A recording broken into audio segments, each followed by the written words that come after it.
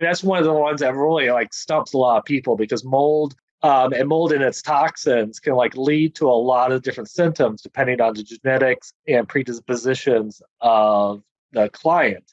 I mean, with one patient, you can get headaches and maybe like muscle tremors. With the other one, you can get like gut issues and maybe like a rash. I mean, there's a lot of different. So, but I mean, like the most common ones are like fatigue, headaches, memory loss, Parkinson's like symptoms.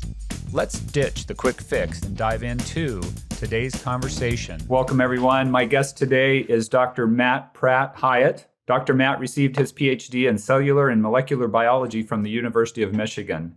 Dr. Matt is the Director of Research and Business Development at the Mold Pros. He has been in the toxin field for over 12 years and has been in functional integrative alternative medicine for about 7 years. Since high school, when Dr. Matt took genetics, he has been fascinated with the idea of personalized medicine. Dr. Matt is focused on assisting with diagnosis and treatment of mitochondrial disorders, neurological diseases, chronic immune diseases, and more. Dr. Matt utilizes the combined power of genetics, metabolomics, and small molecule detection to help provide patients with care that is truly personalized to their own health. Dr. Matt creates the content for the Mold Pros site where they provide extensive information on environmental illness and bioremediation. Welcome, Dr. Matt. It's a pleasure to have you here today. Oh, yeah, no, thank you very much for having me on. I really appreciate it.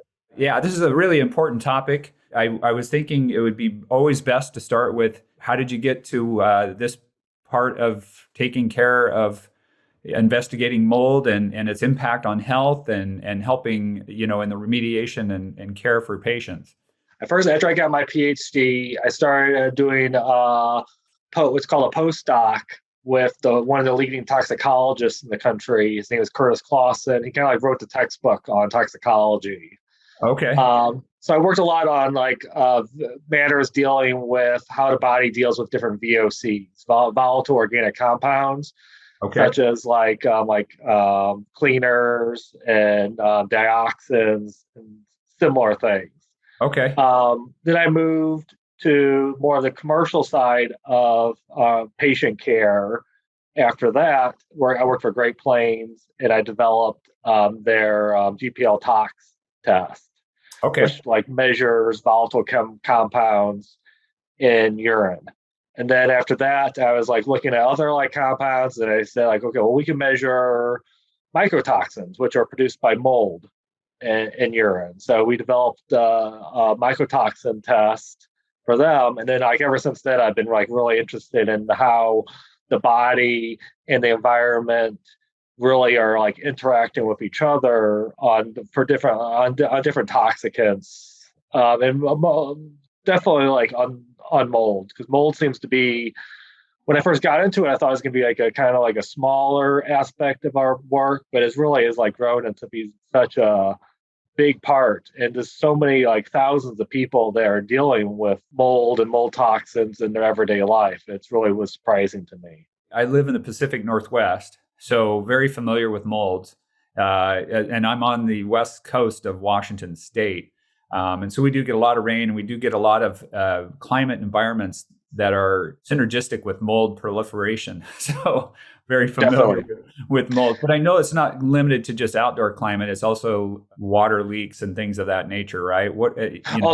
Totally. And I'll tell you that one of the bigger, when I do a heat map of positive results per area, I mean, we get very high amounts in areas like Phoenix.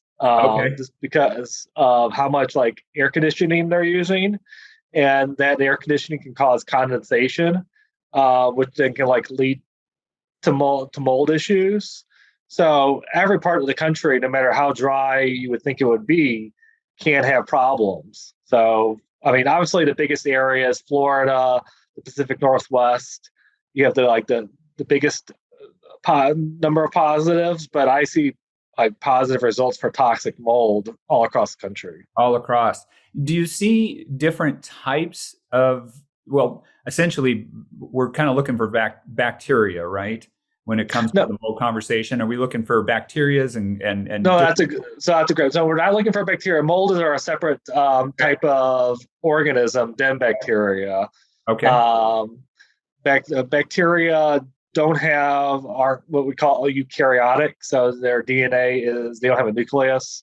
Okay. Mold does. So like mold is like closer to plants than Okay. they are to like other like or cellular Organism. organisms.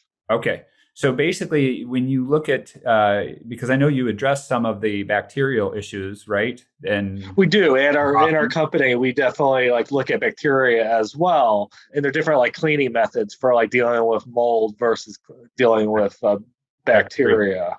When you're looking at the mold specifically, and kind of thinking about the different climates and the different areas of the United States, for example, do you find a variation of the types of molds, and what are those, if there are any? I mean, fortunately for us, there's not a whole lot of variation from one part of the country to the next, because the molds that we're really looking for kind of are all like thrive in the same type of environment, which is like dark, wet, have some type of like food source. So like drywall, dust, those type of things. One of the like problems that we've been like running into a lot is newer constructions. They're using like materials that are easier to build with, but they're also better food sources for mold. Okay. So we're seeing a lot of like mold growing in like newer constructions now. Interesting. So is that in the whole different types of building materials? Is it part of the finished materials? Yeah, Um, well, it's like different types of drywall, gypsum, sheetrock. All these are just like kind of like compressed organic compounds, which are pretty much just like snack cakes for mold. Mold loves these type of things, and they grow on them very like readily. Well, so once you get something wet, you have to make sure you dry it off pretty quickly because if there's mold spores that land on it, they're going to start to multiply. Yeah, so I guess I'm going to put it this way, because I'm not the expert and I'm Yeah, trying to follow along here. It sounds like the gypsum, the sheetrock, is basically a petri dish waiting for some water to hit it, which allows the mold to grow.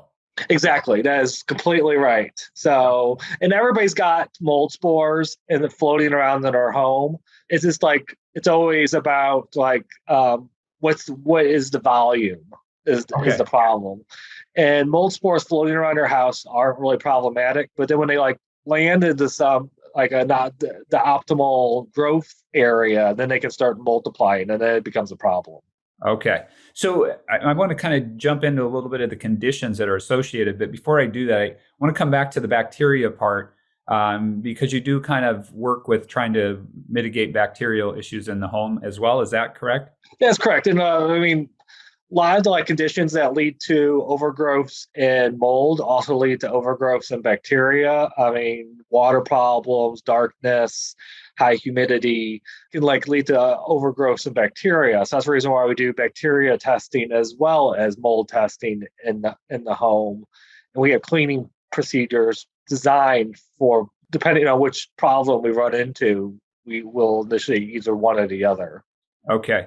Now, does the bacteria have more association with any particular type of home substance, like old food, or just not wiping down the counters well? That's a Or great question. Yeah, it's like more of like not wiping down the counters well, not dealing with the bathrooms well. I mean, a lot of like the toxins that you see building up are actually ones that are found in the human gut or the intestines. You're going to see like a lot of like bacteria coming out of the gut. And then what we have to like work with the doctor is that like sometimes we have to come back more than once because the patient will have these like pathogenic bacteria and they'll re-expose their home afterwards because the bathroom will become like highly concentrated after they have like a bowel movement. sure. So more specifically bowel function than bladder function, it sounds Yeah. like. And Yeah, then it's really the cleaning, implication there, in so many ways, right? exactly. So what are some of the conditions that you see associated, health conditions associated with some of the chronic mycotoxins, the molds, the bacteria? I mean, that's one of the ones that really like stumps a lot of people because mold And mold and its toxins can like lead to a lot of different symptoms depending on the genetics and predispositions of the client. I mean, with one patient, you can get headaches and maybe like muscle tremors. With the other one, you can get like gut issues and maybe like a rash. I mean, there's a lot of different. So, but I mean, like the most common ones are like fatigue, headaches, memory loss, Parkinson's like symptoms. But then, like I said, there's other symptoms that you can get, like with like gut issues, like abdominal pain, rashes. There's some mold toxins that affect the reproductive issues. So you can get like loss for women, you can get like loss of their like periods can become like dysregular, or men you can get like low sperm counts because some of the mold toxins mimic estrogen. So you can get like problems such as that as well. Okay. Yeah, so quite a variety of things. That kind of that brain fog is a very common one, or a little bit of fatigue. Brain fog and fatigue are definitely the most common that you see, because the mold toxins affect the chemical interactions in the brain. So you're going to see that quite readily in a lot of clients. And so, what are some of the testings that you do now? Let's start with some of those conditions. That is it something that you're doing some of the condition testing, or are you referring out to a doctor for them? So so on our website we have something called a practitioner finder. So it allows people to like find a practitioner in their area that can help, that knows how to like deal with mold. Okay. So that helps us work, like refer the clients to a doctor so that we can like work with them. But I'd say like 2/3 of our clients come to us from a doctor referral, a doctor that we've worked with for probably for a couple of years, and they know that we like produce like a very quality like interaction with the client. So generally the client's having symptoms, they go to the doctor like will do some type of like urine test to see if they have mold in their system. If they come up positive, they'll send to us and say like, hey, where are they being exposed to this mold and mycotoxins from? I mean, that sometimes can be a hard question to answer because these can stay on the body for quite some time. So that can always like, okay, well, is it from their work? Is it from the current house? Is it from a previous house? Sometimes it's a hard question to answer. But we'll come into the house and we're going to do the top to bottom inspection. We're going to do like infrared imaging throughout the house, looking for water issues. We're going to do some air sampling to see like if one part of the house has higher amounts of mold spores than others. But then the other thing that we're going to do is we're going to do what's called environmental mycotoxin assessment, where we're going to look and see like how much mycotoxins are in the home. And we kind of like have ranges where we consider like what is a normal ecology versus like what is problematic for a home. And then sometimes we'll run what's also called it's a DNA test for mold DNA called an ERMI. And that'll give us like, that looks at like 36 different types of mold. That'll kind of give us like like how much volume of this particular mold is in the home. But I like doing the mycotoxin test because sometimes the mold gets trapped behind structures, like it's in a wall and it's too big to get out of the wall, but its toxins go throughout the house. So the environmental mycotoxin test has a lot less chance for getting what we call like a false negative. Gotcha. Than like doing like a DNA spore count. Yeah, so it's interesting that you mentioned the historical. Basically, what you're talking about, people can have a mold issue, a colonization in their body that may not be in their existing home. That's correct. And it could have been the most previous one. How far back can it go? Can it go 10 years, 20 years, 30 years? I've consulted with patients that have like been dealing with what I call like mold colonization, or some people call it mold infection. The terminology is pretty much the same thing, where you have like mold growing in either your sinuses or your gut. Yeah. And I've seen patients last like 5 to 10 years. Okay. With that. And yeah, they move from like house to house because they're always like trying to like figure out, like get somewhere that they feel better in. and they're always just like taking the mold with them. Yeah, they haven't ever cleared it, and so it just stays with. Yeah. And then ultimately, like you're saying, when you're testing at home, I know one of the nervousness that I've always had is if I've had any, little leak in a wall that you don't see, a pipe is leaking, a drip, Yep. drip, drip kind of thing. And then all of a sudden, you're starting to have this black mold or whatever type of mold it may be, growing, and you don't even know it. But what you're saying is that can happen, and it can be permeating your environment. Exactly. And I mean, that's the reason why, I mean, there's two things, there's a lot of misconceptions about these. Like, first is like, if you have mold, you'll smell it. There's a lot of molds that produce toxins that don't produce any like type of like odor. So, and then secondly, if you don't see it, then it can't hurt you. That's also probably because the toxins are the size of pretty much like air molecules. I mean, slightly bigger than air molecules. So they can move through much smaller cracks than anything else. So yeah, that's going to permeate throughout the whole house. And that's the reason why we use our infrared cameras to like look for any type of leaks behind the walls. And it's not necessarily something that, that's going to be a pretty sensitive test. It's not necessarily something that you're a little bit suspicious that you got to start, poking a hole in the wall or do you sometimes? Well, I mean, if we get a positive on our mold mycotoxin test, then Right. we will sometimes like come back and use like what we call a boroscope, which is like a camera that can like go into the wall, and we can like look around and say like, okay, well, a lot of the times like with like we say black mold, which like the scientific name is called Stachybotrys, which Okay. produces a group of toxins called the trichothecenes. Okay.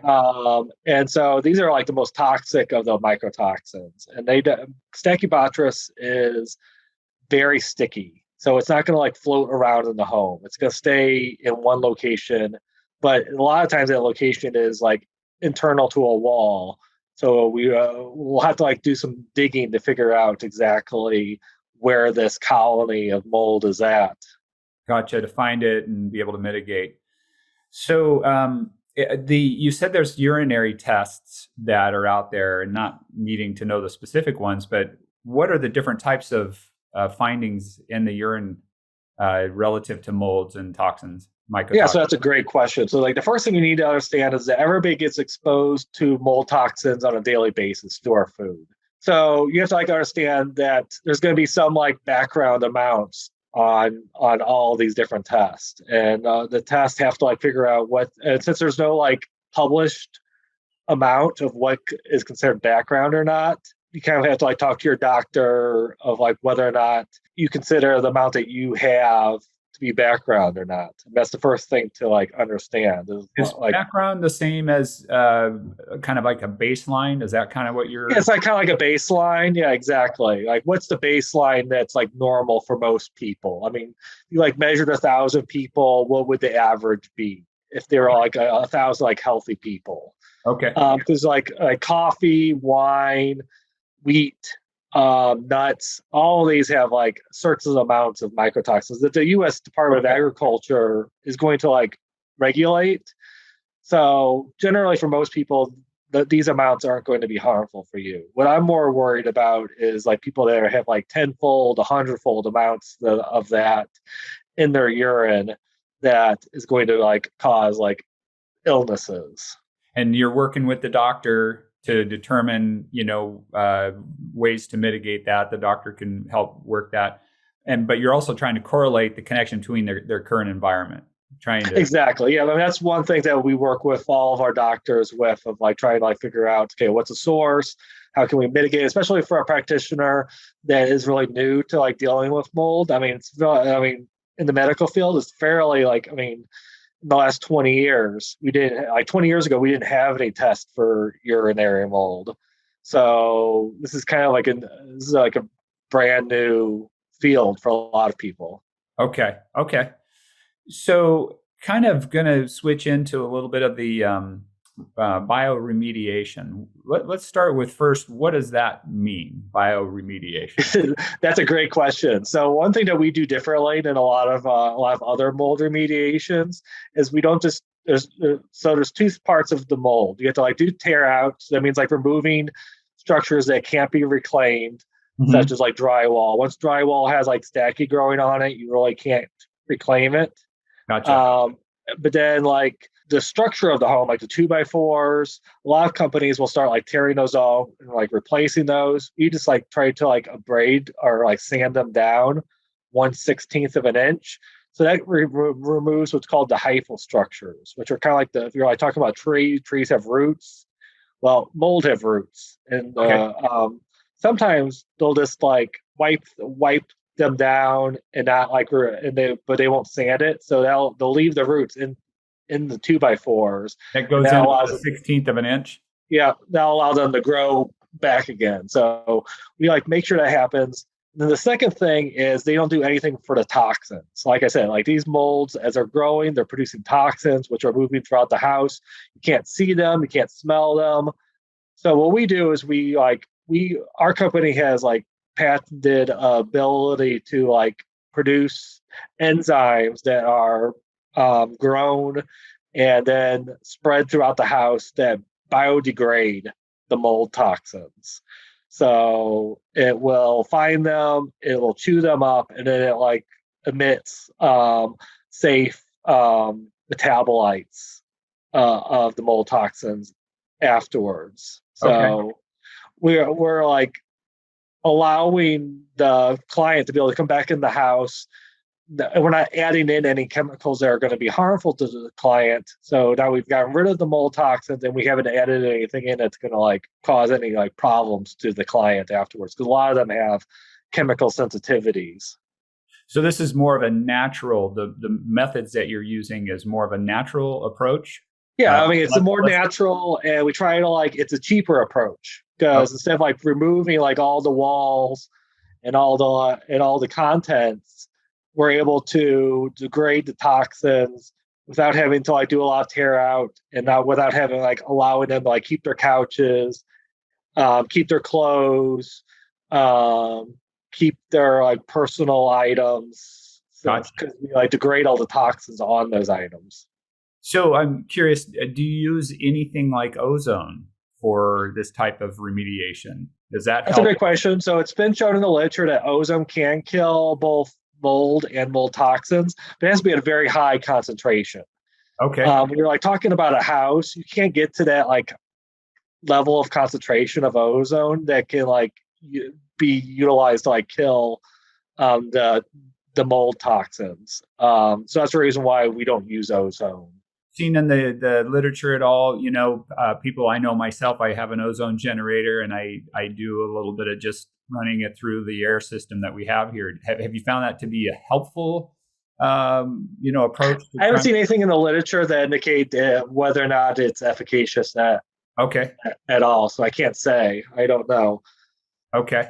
Yeah, I was kind of curious. I think I was seeing in the preparation and thinking of ventilation, I think there's something that you utilize for improving ventilation or recommended for ventilation. Yeah, so I mean, we work with a lot of different HVAC companies throughout the country, but we offer we install several different items that will help pull out humid air and spores out of the house, and then send them to an external. Like one of the ones that we use is called an Easy Breathe.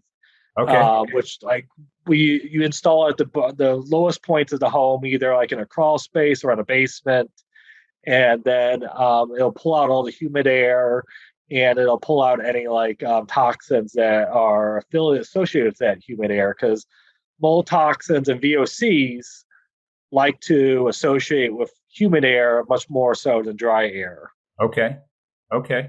And so with that Easy Breathe system, is it something that can be integrated into a current HVAC system, or is it something that... It's a separate system, so it works separately. It takes up a very small amount of energy. It runs very it's very economical. Okay.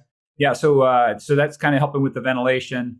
When you have to get in and get to some of the deeper issues you were kind of describing, even using some of those enzymes, using standing exactly techniques. And you have to one of the things that we always want to make sure is that we don't have to ever come back again.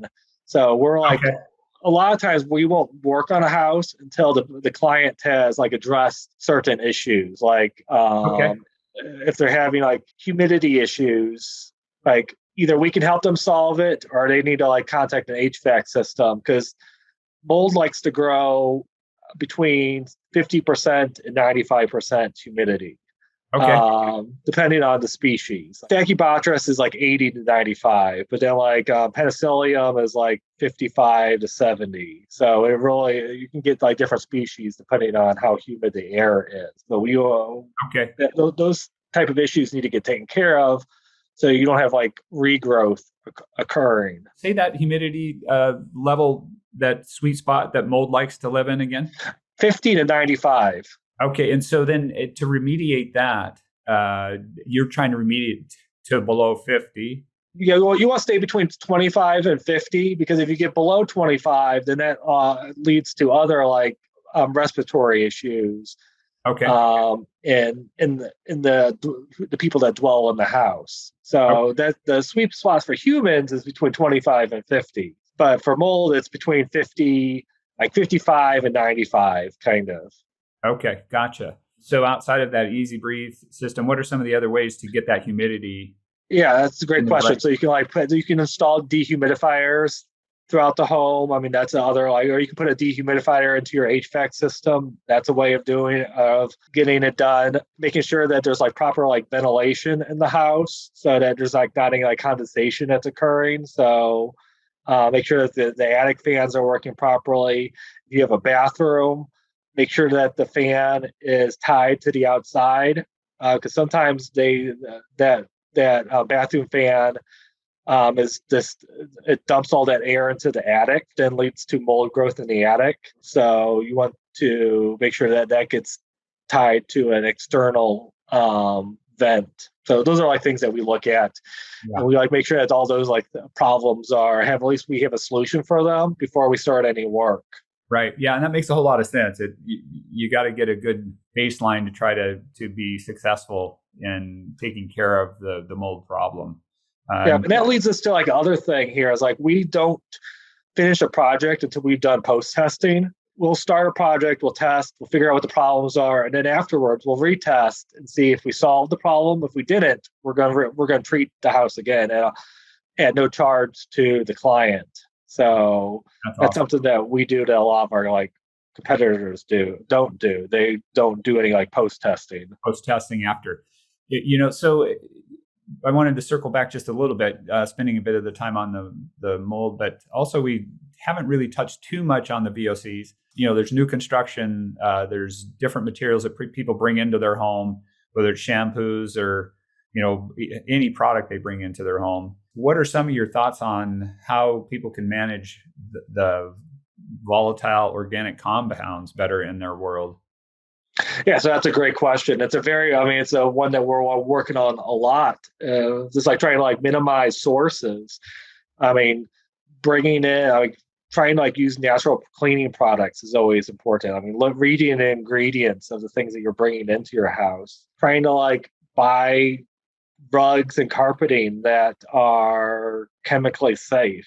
Buying furniture that might be like not brand new might be better. I mean, going to buying something at an auction might be better than like, okay, this is like this cabinet is 30 years old. It's not going to be off-gassing any longer than like most of its material.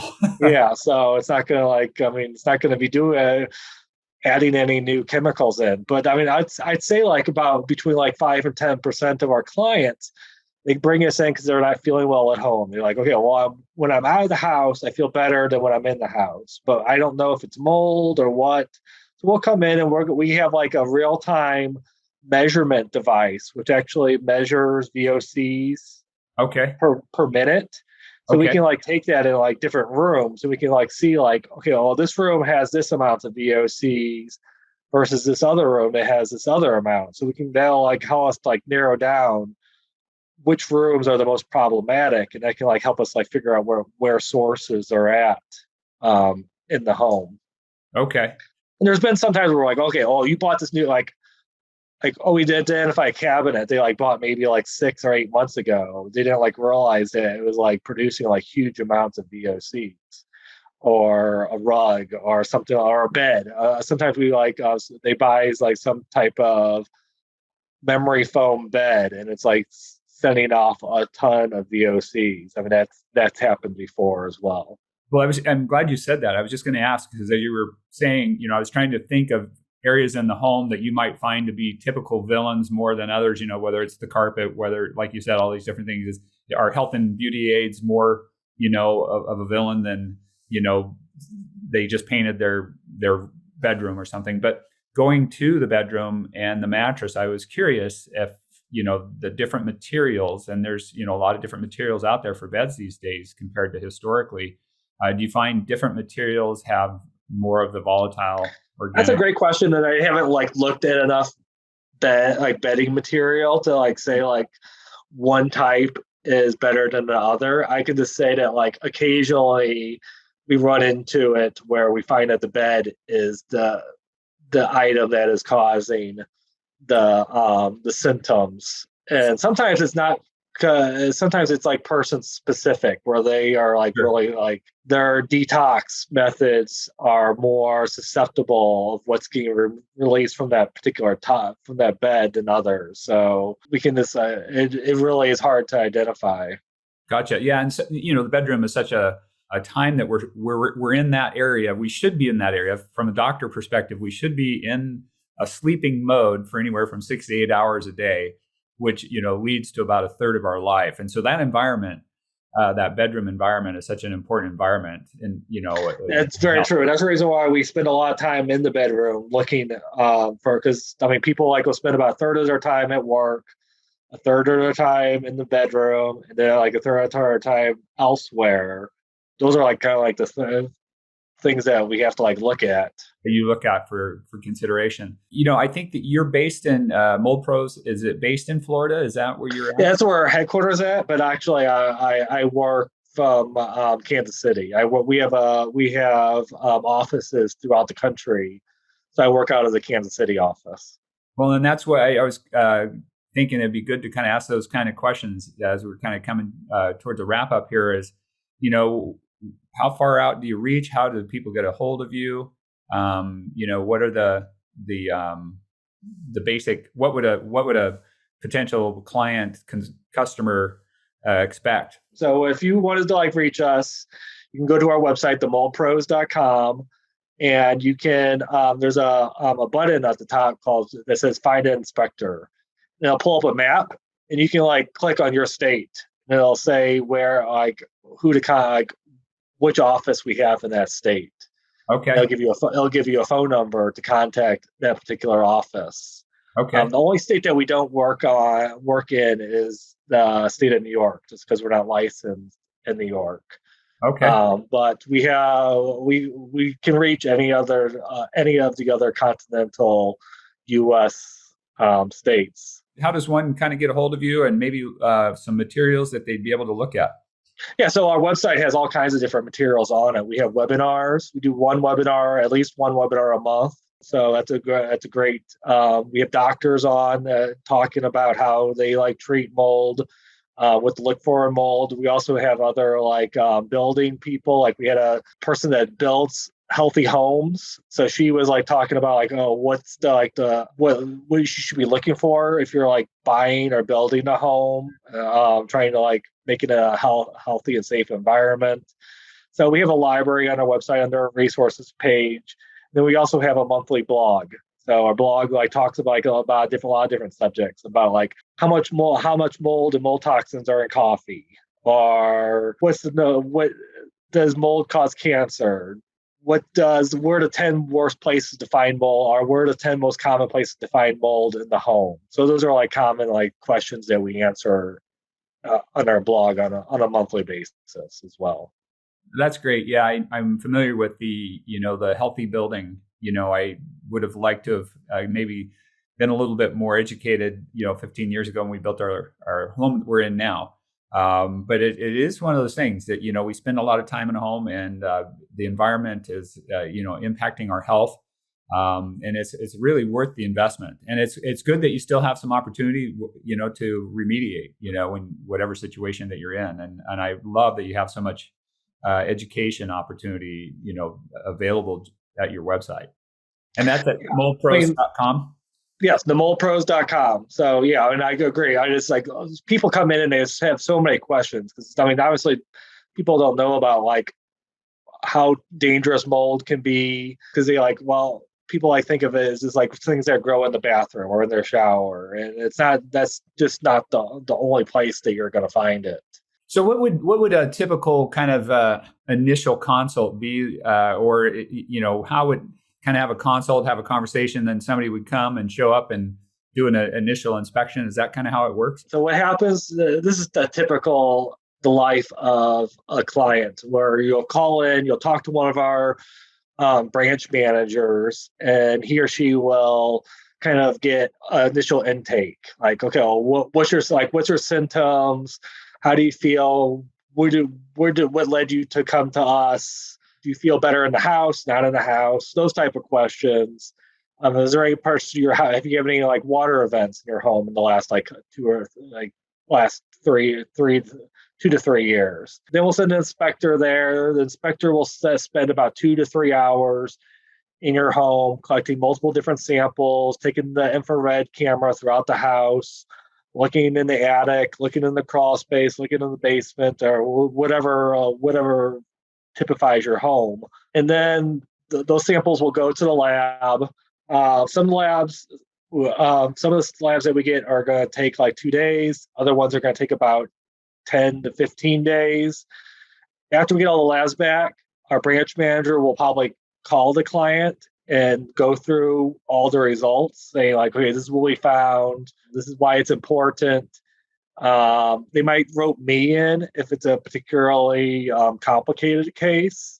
I'll do like a Zoom call. We'll do a Zoom call with myself, the branch manager, and the client, and we'll go through all the like different issues with that. And then after that's done, the branch manager will, if it's necessary. Now it's not always necessary. Sometimes we go in and we don't find there's nothing to be found. But if we do find something, we'll design like a proposal of like, okay, well, we need to do some tear out. We need to do some sanding. We're going to do a fogging. And then we might need to like do some like treat, and the clients might want us to like treat some of their items like personally. So we'll like, okay, so we're going to hand clean all of their like knickknacks or something like that with our enzymatic blend so that we can make sure that the whole house is like clean. And then usually 2 weeks to 4 weeks later, we'll come back and do the post testing of making sure that there's no more mold or mycotoxins still in the home, or at least they're at like what we consider like normal levels. Yeah, it's probably almost impossible to not pick up a little bit of something, right? No, we're not gonna. No, we never say that we're not gonna like have any. That's just impossible. I mean, we're not producing clean rooms here. So, but we have to like make sure that the house is back at like what we call a normal ecology, where things are. Yeah. And we like to do comparisons between the inside of the house to the outside of the house. Like, okay, this is what you're going to find outdoors. We don't want the indoor to be worse than the outdoors. Well, I really appreciate the information that you've shared today. I know that there's a lot more available at Mold Pros. I definitely encourage our listeners to check that out. Any other kind of final thoughts that we haven't touched on that you think we should maybe at least mention? No, I think I think we did a good like base here of the knowledge. Very good. So I just want to thank you again, Dr. Matt, for joining us today and the information that you shared, and hope people will take advantage of checking it out. It's an important part of health. It's one of those things that when you don't see something, if you don't smell something, you just don't realize that what could be there. And with all the different exposures, molds and bacterias and the volatile organic compounds, along with all the EMFs that we didn't touch on, it's good to try to clean up our home, and that'll help our health and wellness for sure. So I just thank you for your time today. I appreciate it. I enjoyed it. All right. Have a great day.